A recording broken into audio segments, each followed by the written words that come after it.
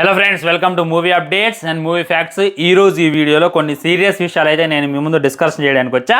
First ఒకసారి ఈ video clip చూడండి. ఫ్రెండ్స్, తెలంగాణలో మున్సిపల్ ఎన్నికలు అయితే జరిగినాయి అనమాట. జనసేనకి అయితే చాలా అంటే చాలా దారుణంగా ఓట్లు అయితే వచ్చినాయి అనమాట. ఒక చోట ఒక ఓటు వచ్చింది, ఒక చోట 2 ఓట్లు వచ్చాయి, ఒక చోట 6 ఓట్లు, ఒక చోట 9 ఓట్లు.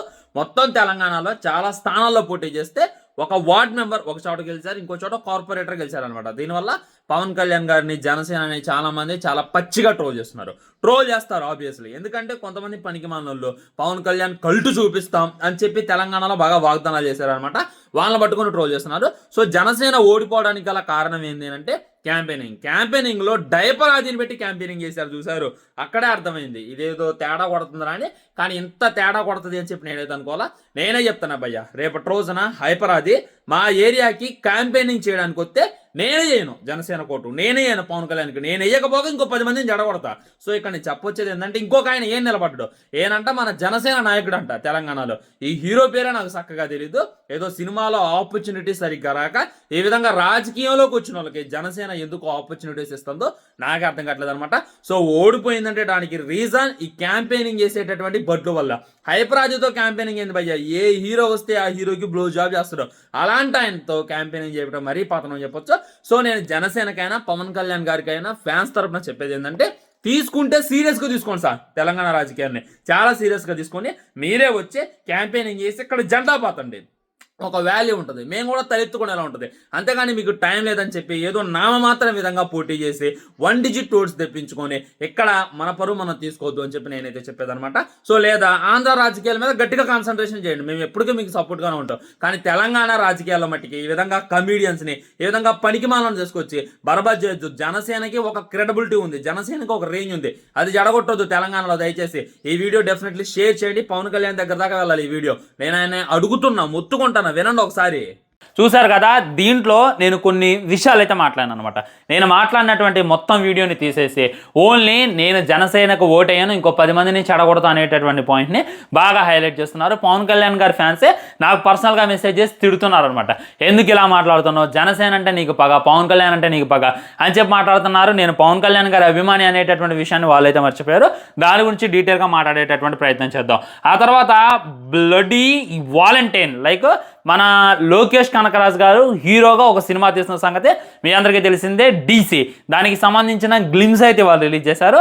అది నాకు ఏ విధంగా అనిపించింది, లోకీ బాయ్ని అయితే తమిళ ఆడియన్స్ ఒకప్పుడు మా రాజమౌళిరా అని చెప్పి ఎత్తినోళ్ళు ఇప్పుడు ఇంకా ఘోరంగా చెప్తున్నారు.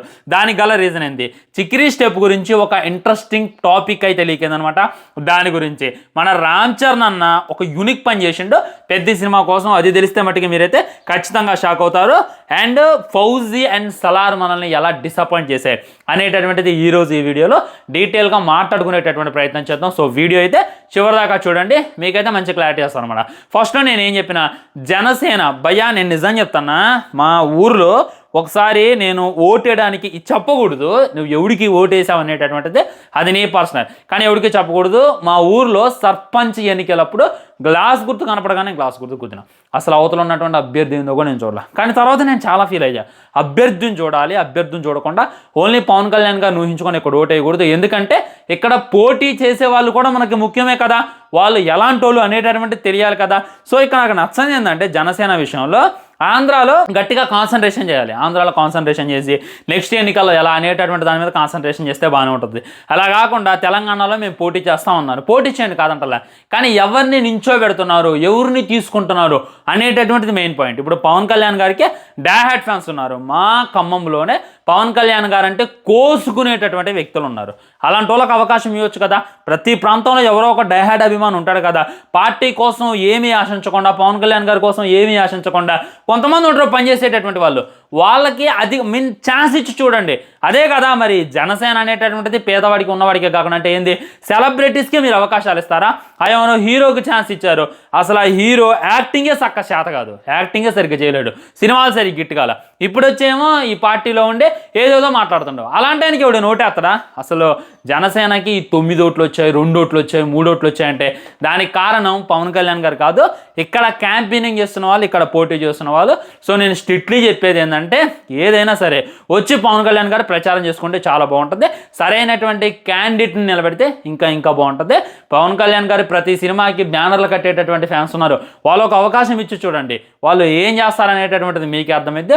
లేదా ఒక స్టూడెంట్కి ఇవ్వండి, యూత్ ఎలక్షన్స్ వచ్చినప్పుడు, కార్పొరేట్ ఎలక్షన్స్ ఒక స్టూడెంట్కి అవకాశం ఇవ్వండి, అప్పుడు ఇంకా బాగుంటుంది అనమాట. అదేది కాకుండా ఊరు పేరు ఉన్న వాళ్ళ కనీసం నెగిటివిటీ ఉన్న వాళ్ళకి నిలబెడితే మట్టికి బాగోదు అనేటటువంటిది నా బాధ. సో ఈ చూసి తట్టుకోలేకపోయాను నేను. అసలు ఆయన కల్ట్ ఏంది ఇక్కడ, ఆయన నిజాం నవాబ్ అంటారు, నిజాం అడ్డా అంటది ఆయనది.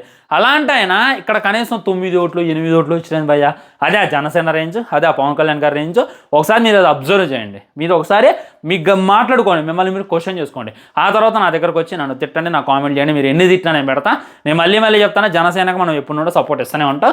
ఓకే, పార్టీ పరంగా సెకండ్ నుంచినా కానీ పవన్ కళ్యాణ్ గారు అంటే నాకు ఇష్టం. ఆయన సినిమా ఏది రిలీజ్ అయినా డే 1 వెళ్తా, దాంట్లో మీకు ఇంకో ఆలోచన లేదు కదా.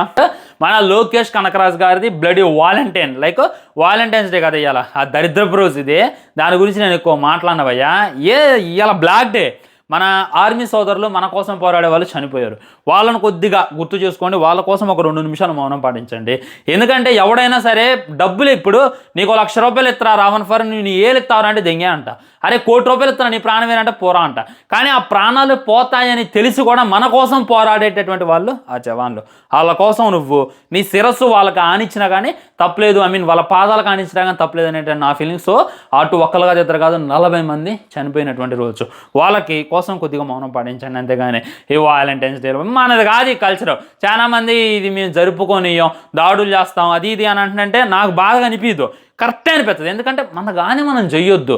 అంటే మనగానే న్యూ ఇయర్ చేస్తున్నాంగా బ్రో, మనగానే చాలా చేస్తున్నాంగా. దీంట్లో తప్పేందంటే న్యూ ఇయర్ అంటే అది మన ఎంజాయ్, కానీ ఇది ఏంది లవర్స్ డే అంటే ఏంది, మూతులు నాక్కోవడాలు, చాక్లెట్ డే అంటే చాక్లెట్ ఇచ్చుడు, టెడ్డీ డే అంటే టెడ్డీ డే ఇచ్చుడు, ఇది కాదు కదా, ఇది కరెక్ట్ కాదు అనేటటువంటిది. లవ్కి ఒక రోజు అంటూ లేదు. నీ అమ్మ మీద నువ్వు చూపించేటటువంటి లవ్కి ఒక రోజు పెట్టాల్సిన అవసరం లేదు, నీ లవర్ మీద నువ్వు చూపించేటటువంటి లవ్కి ఒక రోజు పెట్టాల్సిన అవసరం లేదు, నీ వైఫ్ మీద నువ్వు చూపించేటటువంటి లవ్కి ఒక రోజు అవసరం లేదు. ఆ దిక్కుమాల్లో ఆ బ్రిటిష్ వాళ్ళు ఎప్పుడు బిజీగా ఉండి ఎప్పుడో ఒకసారి పిల్లలతో సంవత్సరం చేస్తే దాన్ని వాలంటైన్స్ డేగా వాళ్ళు జరుపుకుంటారు. మనకి ఎందుకే, మనం ఎప్పుడు మన భార్యల్ని, మన పిల్లల్ని, మన అమ్మని, మన నాన్నని, మన ఫ్యామిలీని, సొసైటీని లవ్ చేస్తూనే ఉంటాం. మనకి ఈ వాలంటైన్స్ డే అక్కర్లేదు అని చెప్పి మళ్ళీ గుర్తుపెట్టుకోండి. అమ్మాయిలకు కూడా నేను చెప్తున్నాను అనమాట, ఈ రోజు ప్రెజర్ చేయమాక, నన్ను అడు చేసుకో ఇటు చేసుకో అని. ఈ రోజు కాదు, ప్రతిరోజు ఒక భార్యని ప్రేమించేవాడే నిజమైనటువంటి ప్రేమికుడు అని చెప్పి నా ఉద్దేశం. సో ఇవాళ పార్కుల్లో మూతులు నాకుంటా ఓయే రూమ్లో మింగి అది కరెక్ట్ కాదని చెప్పి నా గట్టి ఫీలింగ్. సో టాపిక్ అయిపోయింది. DC సంబంధించిన గ్లిమ్స్ అయితే వచ్చిందనమాట. నిజంగా లోకేష్ కనకరాజుని ఒకప్పుడు తమిళ సెట్ ఎత్తారు, ఎలా లేపారు మా రాజమౌళిరా, మీకు రాజమౌళి ఉంటే మాకు లోకేష్ ఉన్నాడు అని చెప్పి అంత లేపిన వాళ్ళు ఇప్పుడైతే తిడుతున్నారు భయ్య. కారణం ఏంటంటే నువ్వు LCU అన్నావు, దాన్ని పక్కన పెట్టేశావు, ఖైదీ 2 అన్నావు, దాన్ని పక్కన పెట్టేశావు, విక్రమ్ 2 అన్నావు, దాన్ని పక్కన పెట్టేశావు, లియో 2 అన్నావు, దాన్ని పక్కన పెట్టేశావు. ఇప్పుడు ప్రెస్గా AA23 అంటున్నావు. ఓకే, అల్లు అర్జున్ గారితో నువ్వు సినిమా తీయటం చాలా ఆనందకరం కాదంటలా, కానీ నువ్వు అనుకున్నటువంటి ఆ LCU ఏడిపోయింది, ఆ ఖైదీ 2 ఏడిపోయింది, వీటన్నిటిని వదిలిపెట్టి నువ్వు హీరోగా చేసిరేంది అని చెప్పి వాళ్ళైతే కామెంట్ చేస్తున్నారు, వాళ్ళైతే తిడుతున్నారు. ఆ కింద వచ్చినటువంటి కామెంట్లు చేయండి, బ్రో అన్నీ చేస్తుంటో ఒక్క LCU తప్ప ఖైదీ 2 మాకు కావాలని చెప్పి కింద కామెంట్లు కొట్టంటారా అని చెప్పి కామెంట్లో సైతం పచ్చిగా తిడుతున్నారు అనమాట.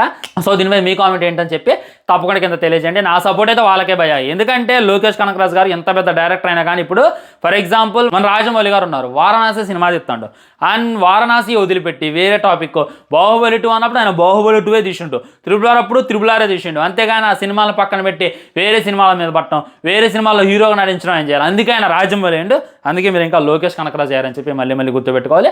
మీరు తీసేటటువంటిది చక్కగా తీస్తే చాలా బాగుంటుంది. ఈ విధంగా మధ్యలో జుర్రి పెట్టడం అనేటటువంటిది కరెక్ట్ కాదని చెప్పి నాకు గట్టి ఫీలింగ్. దీని మీద మీ కామెంట్ కూడా తెలియజేయండి.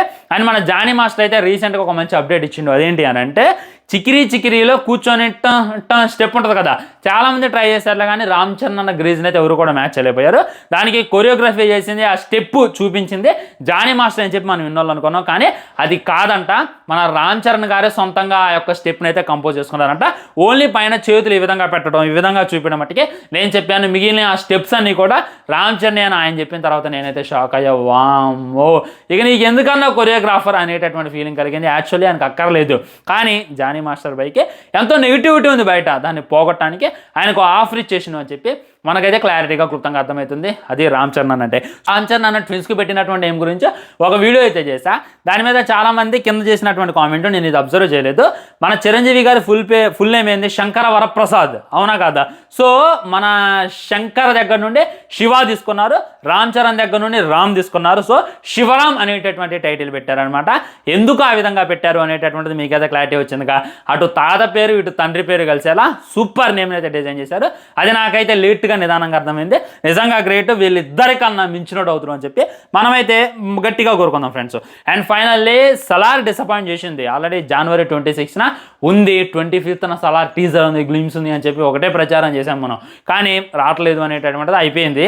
సో ఇప్పుడు ఫౌజీ కూడా 14న రావాల్సి ఉంది, అది కూడా రాదు అని చెప్పి క్లారిటీగా అర్థమవుతుంది. అసలు వదిలేయండి, నాకు అవన్నీ అవసరం లేదు. కానీ కనీసం ఒక పోస్ట్ అన్న దింపితే చూసి తరిద్దామంటే అది కూడా మనకైతే ఇది లేదనమాట. ఇంకెప్పుడు రిలీజ్ అయ్యింది అనేటటువంటిది మనమైతే వెయిట్ చేసి చూడాలి. అండ్ ఫైనల్లీ జైలర్ 2 చూసుకున్నట్లయితే అది కూడా August 22న రిలీజ్ అవుతుంది. ప్యారడైజ్ 21న రిలీజ్ అవుతుంది. దీన్ని బట్టి మీకు ఏమర్థమైంది, 21ని కూడా ప్యారడైజ్ సినిమా అయితే రిలీజ్ కాదు. ఇదైతే 100% చెప్పుకోవచ్చు. ఉంటా మరి ఛానల్ని సబ్స్క్రైబ్ చేసుకొని వీడియో లైక్ చేయండి, వీళ్ళంతా షేర్ చేయండి. అండ్ వందే మాత్రం, జై హింద్.